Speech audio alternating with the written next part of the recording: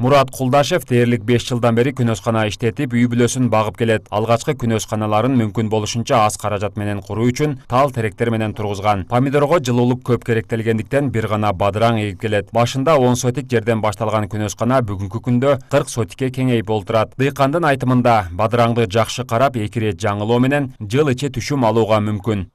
Марттан эми буну горшокторго, кулокторго отургузабыз.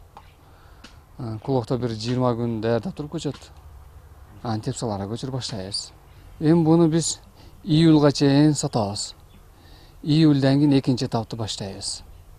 Биринчи этап азыр июлга чейин сатабыз. Жуулуп туруп башкадан экинчи этапка да башка эгебиз июлны ушу декабрь жаңы жылга чейин сатабыз. Кышкы күнөсканаларда жумуш январь-февраль айларында башталат. А бирок андагы жылытуу системасы үчүн каражат көп керектелет. Жазгылары март айынын башынан эгилип 45 күн дегенде бышып түшүмүн бере баштайт. Дыйкан үчүн эң башкысы сапаттуу түшүм өндүрүү менен башкалардан эртерээк базарга алып чыгып, кымбат баада сатуу. А бирок атаандаштык жана баа маселесинде көйгөйлөр жок эмес. 3 жыл мурун апрель айында 120-140 сатат элек.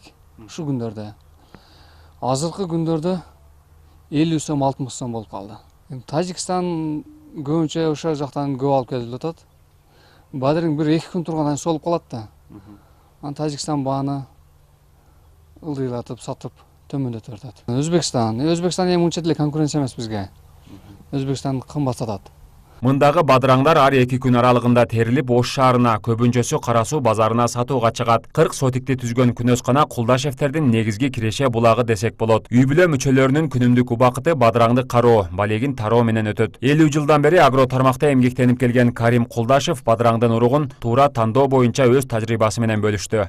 Урукту тандаганда биринчи сууга салат, алып туруп. Сууга салып, бир 10 мүнөт, 15 мүнөт сууда тургандан кийин баягы жаман уруктар өдөдө түшпөй коет пучу. Жакшы уруктар түбүнө түшөт. Акчаны аябай, али өдөсүндө аз где-то 30% калат да, 70%-ын отдельно көчөт даярдап, алиги жаман көчөттү дагы жерге таштабайм да, оны отдельно караймын. Ошондо гана анан кийин жакшы эффект берет.